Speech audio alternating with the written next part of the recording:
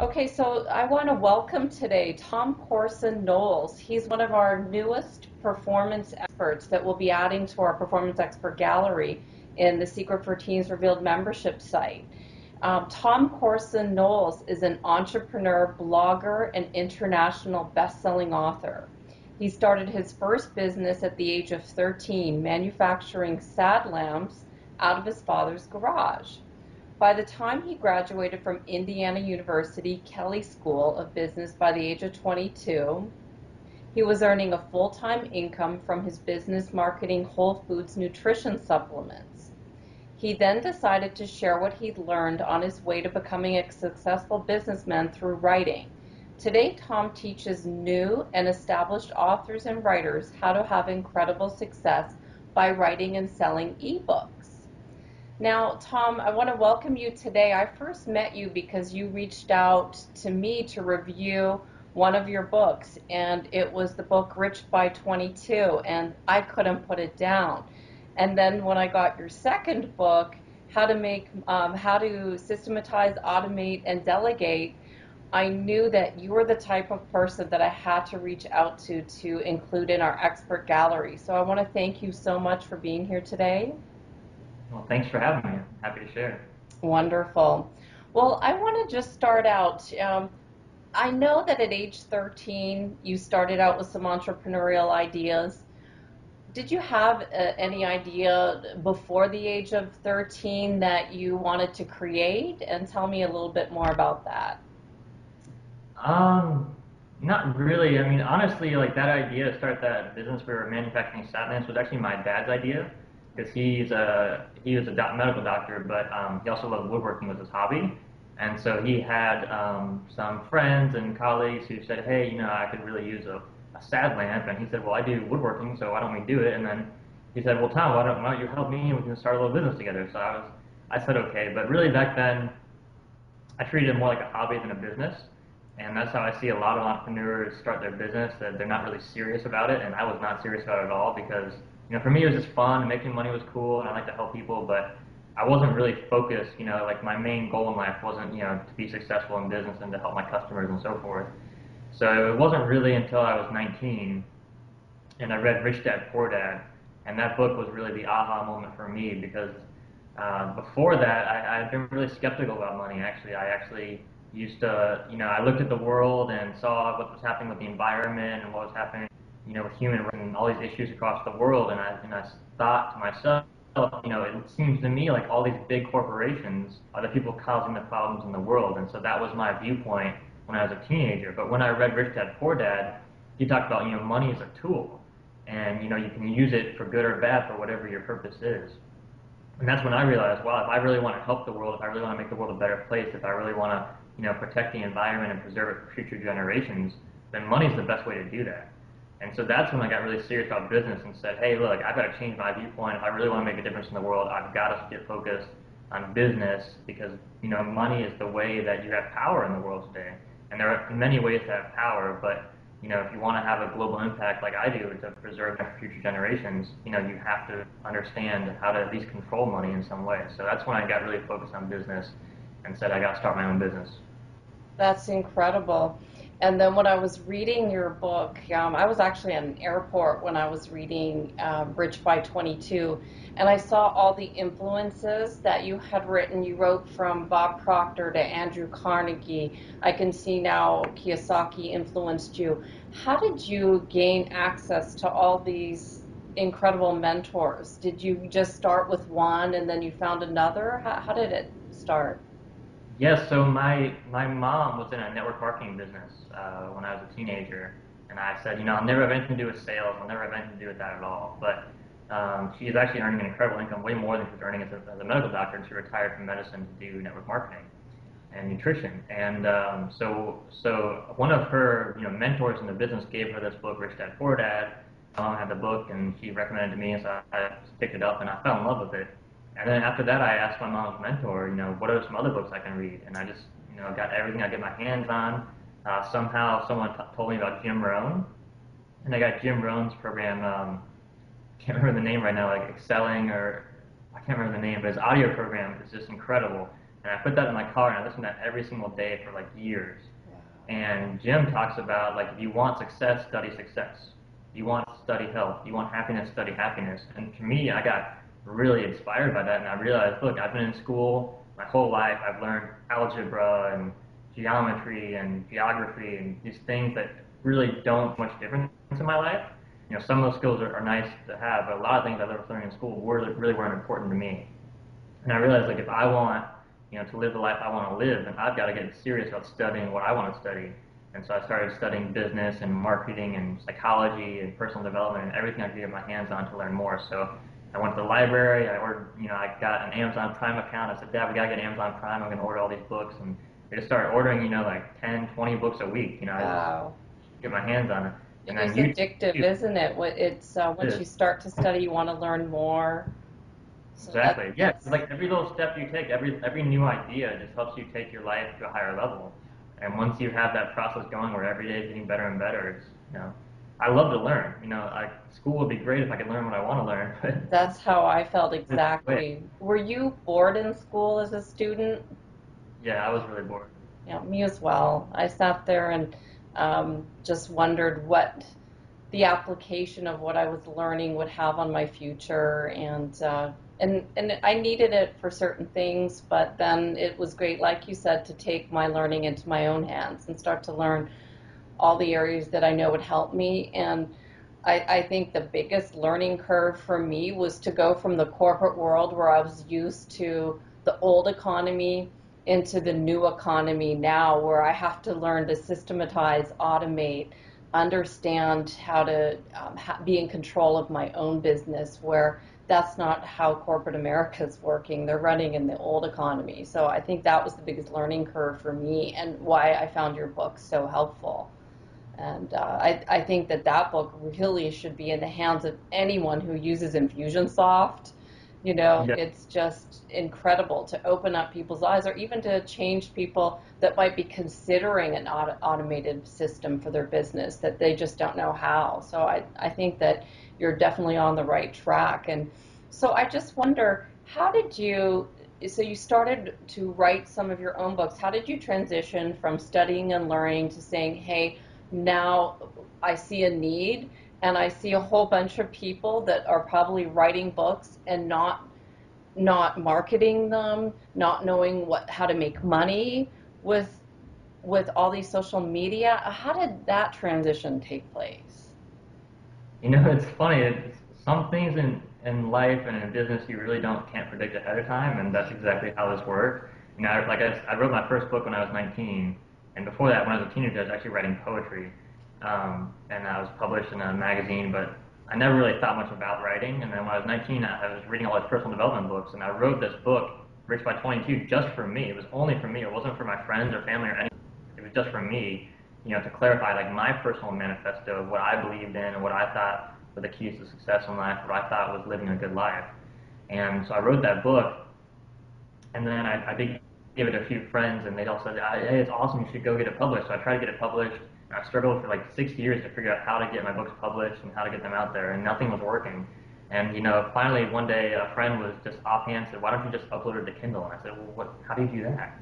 And he just gave me the website. I went to the website. I uploaded my book. I checked back a month later, and I had like 8 or 11 sales. I can't remember exactly. And I looked at the sales, and I said, "This is amazing! I've got, you know, like 8 sales, and I didn't do any marketing at all. Like, imagine if I actually like was marketing my book and like focused on this." So that's when I really got inspired, you know, to share more, to write more, and to study everything I could about marketing. And about 12 months later, I was earning over 10,000 a month, and with Kindle royalties alone.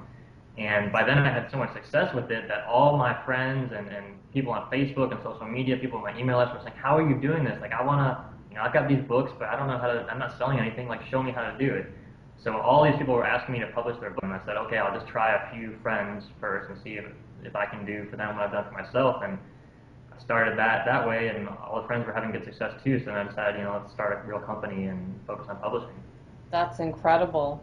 So if wanted to publish their book, they could go to TCK, so Tom Corson-Knowles Publishing, and learn more information about that.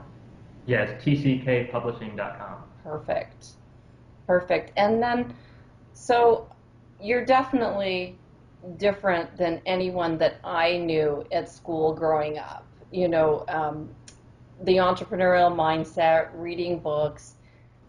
How has your attitude ever wavered? Have you, I look at you and think, wow, you know, you're so lucky because you did this or that. But I know there's always another side of the story. It's not always as easy as it looks or seems. Can you share a little bit? Did you have any struggles? How do you keep your attitude up? Was it, you know what I'm saying? Was it difficult at any times for you, or was it always a piece of cake? No, I mean, it's always been difficult. I mean, life is not easy. You know, I think there's this big myth out there that life should be easy, life should be comfortable, everything should work out just fine, and that's just not how life works at all. You know, we're always, you know, success is really about how many times you can get knocked down and get back up again. I know that sounds cliche, but it's true. I mean, we all have hard lives. You know, we're only in it for a short period of time, and we're going to die when we're done. You know, and we have family members that pass on. We have all these struggles and challenges and rejections and disappointments and failures in life. And I think the key is to really just be able to learn from those and to learn from your own mistakes, learn from the mistakes of others, and grow. I think that's what life is about, is just growing and becoming a better person. And so that's what I've been focused on. But I mean, everything's been a struggle. And when I started my first business at 19, my first serious business, which most people say is not serious business because it's in direct sales or network marketing, but you know, I made serious money in that business, and I still do, and I love it. And but when I started that, you know, my friends in business school, they all made fun of me. I mean, I was in the honors program, and you know, like the top business school in the country, and they were all saying that it's stupid. Why are you selling supplements? Why are you in sales? You know, you could be on Wall Street. You know, all these things. And so I lost a lot of friends because I started that business. But I said, you know, this is the best thing for me. Right. And I don't care. Like if you don't believe in me, you don't support me, then you're not really a real friend to me. And so I had to give up a lot of those relationships, and I still do to this day. You know, if someone's not supporting your dreams and your goals, then you just can't hang around those people because they're going to just pull you down. Absolutely. So, you know, there's been a lot of struggles for me, and I'm not going to say it's been easy. It's not been easy at all, but at the same time, I'm not going to say it's been so hard and horrible. You know, I'm not going to give like a sob story. But I think, you know, we all have to understand that life has its ups and its downs. And, you know, Jim Rohn talks about the seasons of life. You know, and when sometimes it's winter. And when it's winter, you know, life is hard and there's failures and there's challenges. And he says, you know, when it's winter, you know, you've got to study. You've got to learn more. You've got to become better and stronger and use it to become a better, wiser, stronger person. And so that's what I try to do with all the struggles and challenges in my life is, you know, what can I learn from this? You know, if I make a mistake and I screw up and I lose a lot of money, you know, what can I learn from this? You know, how can I prevent this kind of mistake happening in the future? You know, when you ask yourself really good questions and kind of review your life, you know, your life is the best teacher you'll ever have. You know, all the mistakes you have, and the same mistakes over and over, is because you're not learning the lesson. Mm-hmm. You know, so if you learn that lesson, you can move on to new challenges and new problems, and you'll have more mistakes, but at least they'll be different. Absolutely. Right? You're an incredible role model, Tom. I really appreciate you sharing your insights with our audience. What are you looking to do now in the future? Where are you going? I just recently read your latest book, Systematize, Automate, and Delegate, How to Grow a Business While Traveling on Vacation and Taking Time Off. So it looked like you had an incredible time. Where are you going next? I'm staying home for now. Okay. We went on this 90-day trip around the world, and it was amazing. I got to see Asia and Africa for really the first time to explore those continents, and it was awesome. But you know, I love to work, and I'm really focused on growing the publishing company right now. So, I mean, you can work and grow your business while you travel, but you can do it even better when you're, you know, in one place because you're not spending, you know, 4 days a week sightseeing and that kind of thing. So, you know, you can, you know, have business be whatever you want it to be, and that's why I wrote that book. I wanted to prove to people that, you know, just working a couple hours a week, if you really systemize your business and automate what you can automate and you delegate a lot of your key activities, then you can grow your business, you know, on whatever kind of schedule you want. But, you know, I want to build TCK Publishing into an international, you know, powerhouse. I wanted to build it into the biggest publishing company in the world. And that's not going to happen, you know, just treating it like a hobby. So I'm really focused on the business right now and acquiring new customers, new clients, and then expanding our services and our offerings so we can help our clients even more. So that's what I'm focused on right now. Wonderful. So if there was a young person out there, or even I have quite a few friends that I know their goals are to write a book, and a lot of people even that I've worked with in our Secret for Teens coaching, they all say, I've got this idea, and that's as far as it goes. So if someone, a young person or even someone that's experienced, that has some knowledge, they want to get it into a book, what are the first steps with you? Where do they start? With my company or in Yeah, general? with your company, where would they start? So basically, if you've got your manuscript done, you can just send it to us. Send me an email at 2CK Publishing. You'll see the contact button. Send us an email. Tell us about you. Tell us a little bit about your background, like 2, 3 sentences. Tell us about your book, 2, 3 sentences, just a brief summary. And then, if it's a good fit, then I'll get back to you and I'll review the book, and we'll talk on Skype or a phone call and see if it's going to be a good fit. So, really, my goal with the company is to help all of our clients earn a full-time income from royalties. And the reason that was my goal is because that was my goal when I first started out. Like, I want to make serious money from writing a book. I don't just want, like $20 a month or something. Right. So, and a lot of people out there, if you're not traditionally published, and even if you are, a lot of people who get traditionally published with a big publisher, they get a big advance. But very, very rarely, the majority of books never pay out any royalties in that model because they never sell enough copies to pay out royalties. So that's not really a way to have a sustainable income as an author. You get like even $100,000 check, if that's all you get, and you never have any monthly income after that, it's hard to make a living with that kind of inconsistent income. So I really want to focus on, setting up people who are passionate about writing, or passionate about becoming authors, and saying, let's help you turn this into a real business for yourself and have a full-time income so that you can focus on this. If you love to write, if you're passionate about your message, sharing your message with the world, like let's help you achieve that. So that's the whole goal. I love So if it. that's your goal too, and if you're a serious writer and you want to write full-time, then it'd probably be a good fit. I love it. This is incredible. I really want to help support you with this goal because this is definitely a need. And I don't know if there's a lot of people that are doing what you're doing to help support people out there. I know that this is an area I'm interested in as well. So I'm going to take a look at your website to see if I can learn from you as well. So looking forward to this. So what keeps you motivated for doing things that are best for you every day? And what I mean by that is that do you ever get swayed off track with someone that might maybe contact you and they might need help in a certain area, or even, I know that you probably have a good sense of hanging out with the right crowd, but I know a lot of our young audience, peer pressure is a big deal. How do you stay on track with what you're doing and not get swayed off track? It's a great question. I think we all kind of get off track from time to time. There's this analogy that if you look at like a rocket that NASA launches to the moon or Mars or whatever, 99% of the time that rocket is off course. 99% of the time. They're always making tiny little adjustments, adjusting here, adjusting there. 99% of the time though, it's always going the wrong direction, right? And that's kind of how our life is. We're always kind of going a little left or a little right, a little bit the wrong way. But if we can just make those little corrections every day, I think we're going to live a great life. And you're right. Your peer group is hugely important. It's incredibly important. I'm working with a mentor right now, and he talks about you need to spend 3 hours every day with someone who's 10 to 20 years ahead of you where you want to be. So if you want to be successful in the publishing industry, you need to have a mentor who's 10, 20 years ahead of you in that industry, who's way more successful than you, and you need to be hanging around them every single day so you can learn from them. I think it's the same thing, especially if you're a young person, if you're a teenager.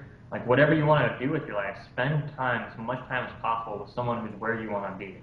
And I think we get too focused on hanging out with people who are just near us. Like in high school, I mean, you don't really choose your friends that much.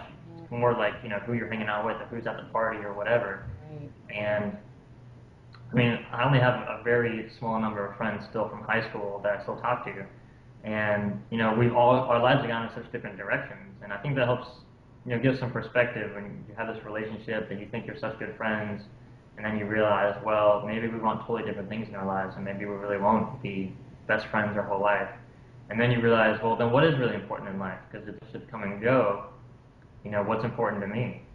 And then you realize, if you have a dream of becoming an author, if you have a dream of becoming a painter, or a dream of traveling the world, whatever it is, maybe your dreams are very important.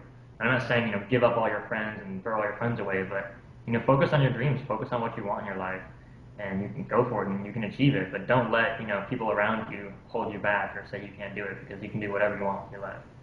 Absolutely. I love that you talked about the idea of having mentors. That's been hugely important for me as well. And I know that everyone that I've interviewed, from celebrities like Symphony Miller, they all talk about the fact that it's so easy, especially in Hollywood, to get caught off track. So they have people that help them stay on track with their environment, what they're doing. They actually have their calendars scheduled and blocked out, so they have rehearsal time, and I'm sure it's the same way. You try to stick to your calendar, who you're hanging out with, what you're learning, and then your church and all of that. So everything you mentioned was what I hear time and time again. And I'm just curious, has there ever been any self-doubt as you've launched any of these projects that you've had? Have you ever looked at your ideas and said, what am I doing? Yeah, I mean, every day. Okay. I mean, every day there's always self-doubt. There's always that voice in the back of your head saying, "You're not good enough. You can't do this. Why are you even trying? This is stupid." We all have those negative thoughts going on I all thought the it was just me. time. Yeah, I used to think it was just me too. When I was a teenager, I used to think that's just me. Like everyone else is normal. I got this weird voice in my head, but we all have Okay. that self-doubt. I And feel I think better now. just understand that your brain was not designed, to make you successful, to make you achieve your dreams in life. Your brain was designed to keep you safe. Yeah. That's why we have that voice in our head, because it keeps us safe, it keeps us comfortable. Yeah. And so whenever you have that voice in your head saying you can't do this, you can't do that, just say, "Well, I'm going to prove you wrong. This is my dream. I'm going for it." Exactly. Just kind of reframe it. That's not, that voice in your head is not you. That's just a part of you. And you can have whatever you want in your life, and don't let voices outside or inside you, fool you. You have that inner voice, even deeper, the inner knowing that says, yeah, I want to be an author. Yeah, I want to be a painter. Yeah, I want to travel the world. I want to be a business owner. That inner voice is the voice you should follow. I love it. Absolutely. Have we missed anything? Have I missed touching on something? I know that your writing is important, your nutrition is important, your publishing company. Has there been an area that I've not touched on that you'd like to tell our audience and your audience about? Well, that's a great question. I think there's a lot of areas of life, and we all have, different things that are important to us and at different times as well. And, for me right now, my fiance and my relationship with her is incredible. It's hugely important to me, and she's helped me grow in so many ways I never could have imagined. When I was a teenager, I thought I'll never get married, I'll never have children. I will absolutely never get married. That was like a total 100% rule. I will never get married. And I met this woman and fell in love, and she changed me, and that's all I can say. But just be open to new things in life and new experiences, and know that whoever's in your life right now, even if they're not going to be around 20 years from now, they're there for a reason. They're there to teach you some lessons, and if you can learn those lessons and love the people in your life, and even from the people who are mean or hurtful, and the people who are nice and loving, learn from everyone. Because everyone's here for a reason. I loved reading about your fiance in one of your books. I think it was your systematized one, where you were talking about her spending, and I thought, it's just funny to the lessons that we learn from our spouse, and my spouse is the one that I'd say would be responsible for me getting out of corporate America and launching my business, publishing my book, just having that other side, I think, is also so important, because you can only do what you can do on your own. So having that yin yang is also so important. And I was like you, I could never see. I always figured I would not have children either. So it's exciting also to watch entrepreneurs as they get married, and to watch how their lives change when they add children into the picture, because it's definitely a game changer when you're trying to work on Infusionsoft and you've got kids running around and peanut butter sandwiches flying. So, but I learned from some of my mentors that are watching what I'm doing, and they say it's only a short period of time, and then they're grown up, and then you're where we are, and then you're helping someone else that is struggling at this time. So, so I love that you've included your fiance into your whole package as well, because it's important. Yeah, we all need other people. I mean, there's this whole myth out there, the self-made millionaire, the self-made successful business person, and that does not exist. Yeah. I mean, we all are successful to the extent that we cooperate with other people. I mean, that's how our economy works. That's how capitalism works. And, anything great achieved in life, is done with the help of other people, with team members and partners and so forth. And one of the best things about having a partner, whether it's a spouse or just a mentor or just someone who really understands you and knows you, is that they'll see things in you that you don't see in yourself. You'll tell them, I have this goal. I want to be a successful business person. And they'll say, well, if that's your goal, then why the heck are you doing this stuff, Yeah. And they'll see all the mistakes you're making, all the bad habits you have. And to them, it's so obvious. To you, you're like, I don't have that bad habit. But I think if you can kind of take the veil off and see yourself for who you really are and see the bad habits that you have and be willing to those and to install some great habits that can take you where you want to go, that's how you become successful in life. Absolutely. Yep, you're dead on with that. So if someone wants to learn more about you, I know you've mentioned your publishing website. Is that the best place to find more about you? Can you say that? We're going to put it on the video as well, but spell Yes, that out again. tckpublishing.com, tckpublishing.com, and my bio's on the website. Perfect. Well, I have thoroughly enjoyed meeting you through your books to start with and then getting the opportunity to speak with you. I'm so excited to include you in our gallery of experts alongside celebrities like Sean Kingston, Symphony Miller, some television actors and actresses, as well as Cameron Johnson. He's been on television with Oprah's Big Gift, and I'm just so excited to add you to our gallery and to continue to learn from you as the years go on. You're just a wonderful model for what we're doing here, as well as for the people, the young people, and people my age that might be stuck where they are and looking to learn some ideas, especially with your Systematize, Automate, and Delegate. I'm definitely going to help promote that book as well as your publishing company. So thank you so much for your time today, and we look forward to hearing what's next with you. Thank you so much, Andrea, and thank you for all that you're doing to inspire teens and people all over the world. I think it's so important. Thank you. You have a wonderful day in Hawaii. You too. Take care. Now.